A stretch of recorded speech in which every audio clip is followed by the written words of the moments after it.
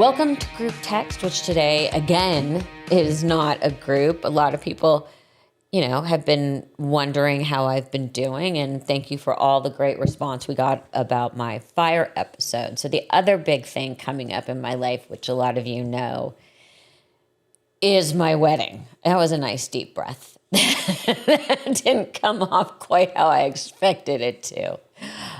What's today? Today's Monday. I am getting married on Saturday, and I am traveling tomorrow to Jackson Hole, where we're getting married. I am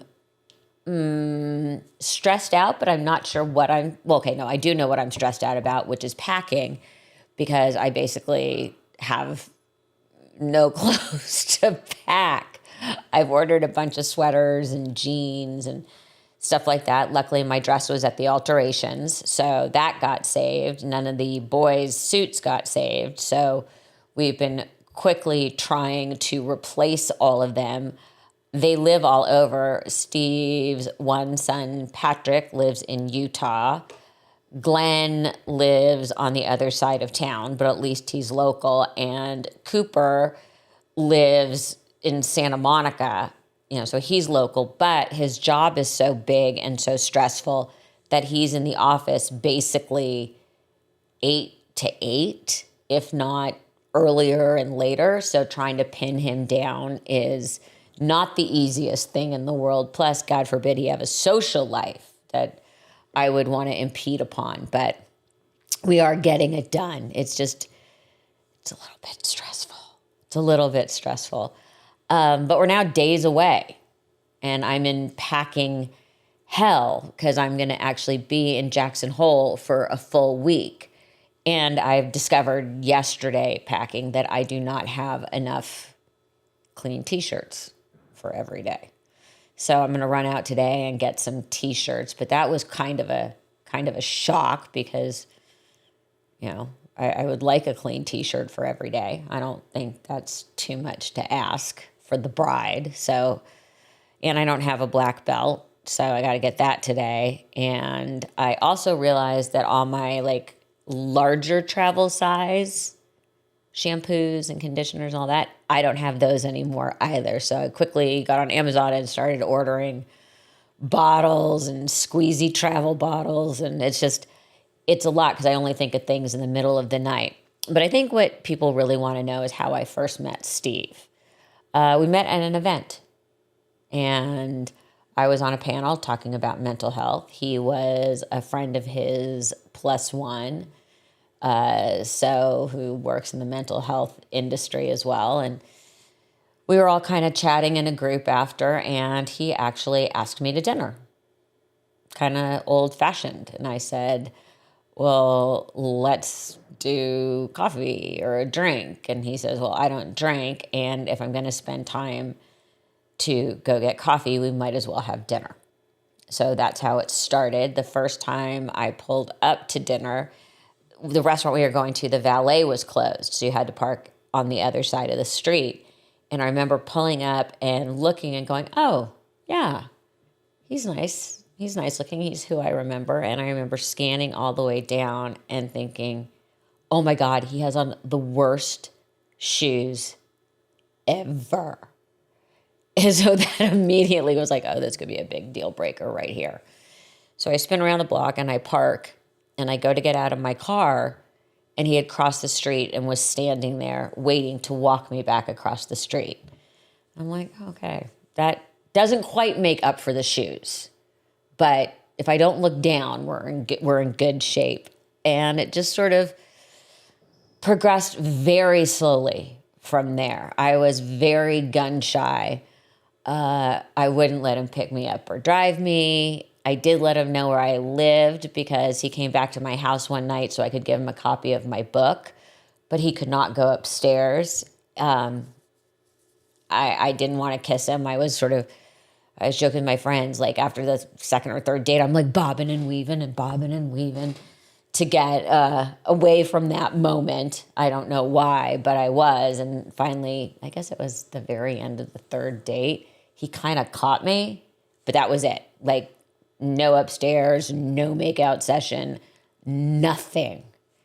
And then it slowly just kind of rolled from there. You know, you went from seeing each other and hanging out like once a week, then it was twice a week, then it was actually on a weekend day. And it just went really slowly. And suddenly I'm like, I guess I'm in a relationship with this person.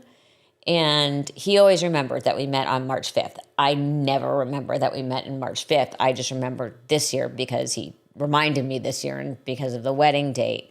So it was just 3 years. And that first year, so it was March. And then he went with me to my ranch in August. And I introduced him to someone as my friend. And he literally stopped in his tracks and said, "I'm your boyfriend." And I was like, wow, I guess you are. And I had always sworn up and down that I would never, ever, publicly talked about that I would never, ever, ever get married again. Yet, here we are with the countdown clock ticking. Why did I decide to do it? Well, it was incredibly important to him. And he's incredibly important to me. And I never felt like I needed to make some big public, oh, we're married. I was like, we can just get rings, hold ourselves out as married. I don't feel like I need to have this big official thing. And it was incredibly important to him. So I'm like, he's incredibly important to me. This is incredibly important to him. So I'm going to say yes. I'll get married. And then I got my ring, which I do not have on today because it's being cleaned. He did grab the rings during the fire because I was like, oh, crap. And I looked at him at one point. I'm like, do you have our rings? And he was like, oh, yeah, I grabbed them. So when we sent out the save the date cards, they were simply red. And in white type, it just said, hell freezes over, our initials, the date, and the location. So that was sort of the theme with my friends was hell's freezing over. See, I think his friends always sort of knew he wanted to get remarried and do all that. My friends knew I did not want to do this. So it's kind of been a big shock and they're all turning out in force. I keep saying it's a little bit like Halley's Comet. And here I am. The big question was, why are we going through with the wedding so close to the fires? We wrestled with that. And we were up against a time frame to make a decision for a number of different reasons. So we felt a lot of pressure to make a decision quickly. And half of our friends were like, do it. Half of our friends were like, hey, we're going to just, not a great idea. We get it. But I have to say it was my friends that really leaned in and said, you are not canceling this. You are going to do this.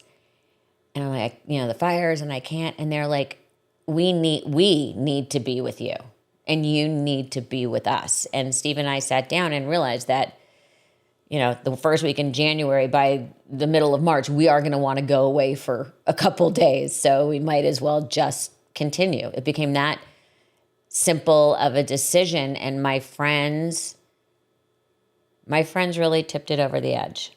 They were like, you are not getting away without not doing this.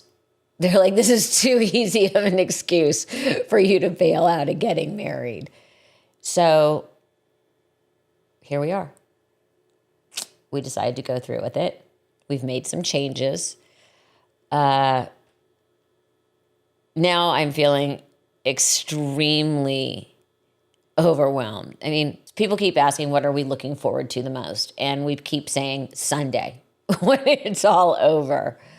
It's a lot. It's a lot to get your head around. Things are still very scattered with the fire and feeling I'm at peace with what happened, but I still feel extremely overwhelmed because there's just so much to do. But with the fire, I'm definitely in a better place, but I still feel very unsettled. And while trying to pack, cannot figure out for the life of me where anything is. And that's really frustrating. That's really frustrating. Like, I am not a person who loses glasses, and I have gone through 2 pairs of sunglasses in 3 weeks. And that is not me. And that is very frustrating, especially because I know they're somewhere in the house. But because I don't have my routine and I'm very routine oriented, this goes here, this goes there, that was making me crazy. I was ripping everything apart yesterday.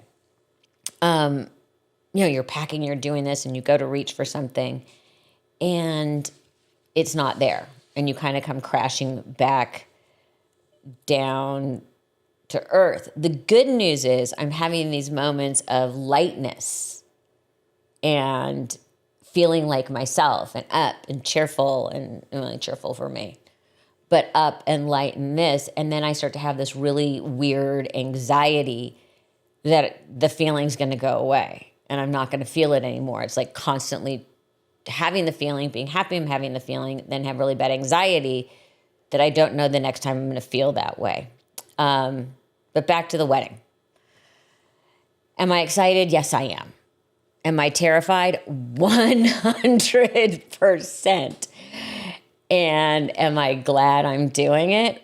Absolutely. But there are all of these schedules and be here at this time and be there at that time.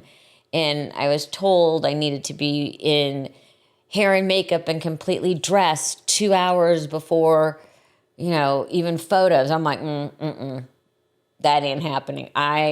Maybe because the coordinator and everyone isn't used to dealing with someone who spends half their life in the hair and makeup chair and has worked live events, I can only handle being in the chair for an hour before I crawl out of my skin.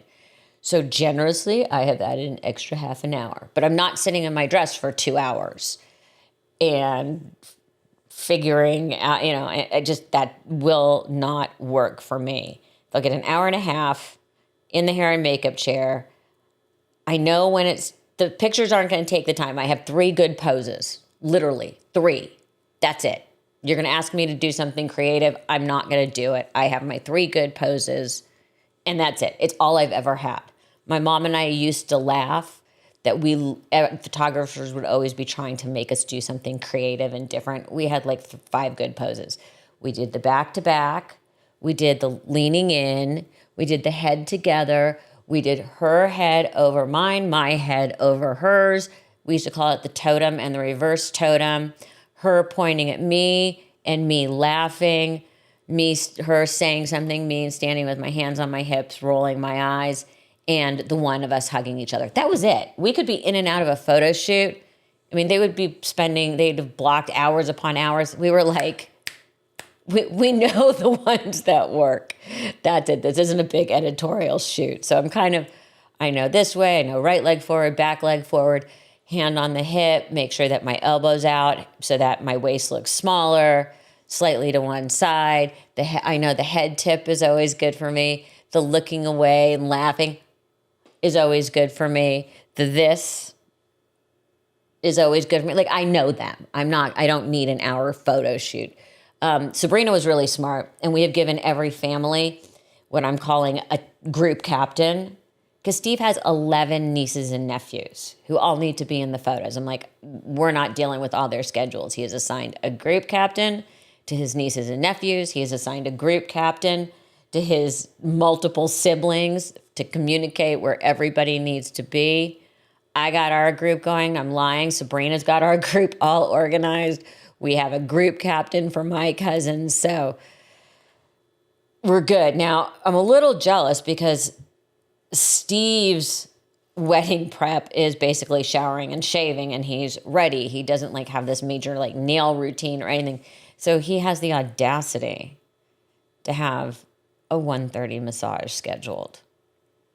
I think that's rude. And I think it's very selfish of him to know that I'm going to be sitting in a chair while he's, listening to spa music and getting a massage. But who am I to say? As long as he's showered and shaved and dressed on time. By the way, none of the boys are responsible for their own clothes. I do not trust any of them enough. We have their shoes, their socks, their belts, their ties, their suits, their shirts. They literally are going to be steamed and hanging in their closets. I'm not allowing any of them to fuck this up, especially Stephen Cooper, who the last time we had to do something with multiple events, neither one showed up with a complete correct outfit. So they lost that privilege. Okay, so this is where I'm having the one big rub. It is not nearly as formal as my mother would like it. I am assigning tables, but I am not place carding. So I'm just waiting for lightning to strike me. We are having stations again. My mother would be absolutely horrified. It's the little things like that. I'm like, oh my God, she would kill me. And then I start feeling really guilty. Well, maybe I should have done this, or maybe I should have done that, or maybe I'm being too casual. I just know that she would be going bananas, and I wish I didn't have that thought in my head. It's cocktail attire, and what's interesting is life has changed, and society and social norms have changed so much. Normally, back in the day, cocktail attire for men was a dark suit and tie, no question asked. Women, it would be a pretty dress, something a little fun. Cocktail attire, not black tie, cocktail attire. You're going to a great cocktail party, and that's sort of, you up it, you step it up a notch. You're not black tie, but you're not in business clothes. And I have found now that cocktail attire does not necessarily mean that. A lot of guys have called and said, is that a sport coat and slacks? No. That's, casual business, back in the day, casual Fridays or whatever it was. So I've had to be very, very clear on what cocktail attire is. Cocktail attire is not something that you would wear to the office. It's up more. So I think we're going to get a big mishmash, but I have had to answer this question a lot. Steve has one friend who's been complaining about wearing a tie the whole time because he said it's too tight. And my suggestion was just buy a bigger shirt in the collar, which made him laugh. But I'm surprised at how much pushback I'm getting on that. But they can all put on a tie for the first half of the evening. I did hear about one wedding that, had I thought of this or known about this before, the attire was come dressed to upstage the bride. And the pictures I saw were amazing. Amazing. So I kind of regret not thinking a little bit more out of the box. But basically, I just want to make sure that all the men are properly attired, that the women don't look like they're in a business suit, that they've upped it and are wearing like great little dresses or, fancy pants. I don't know. But I talking about it gets me excited. It's thinking about it that sends me spinning into, oh my God, am I going to run? But apparently they're going to tag me and have the invisible fence around the hotel. So I'll get shocked if I try and go. Anyway, here we go. It's the last time you're going to be speaking to me as a single person. But cross your fingers that everything goes well. I am so looking forward to my friends who are coming in hot. I mean, they are showing up in force, and I feel really, I don't want to say special, but I am so touched that all of them are making this effort for me. So enjoy I'm sure pictures will come. And pray for no natural disasters. Have a good week, everyone.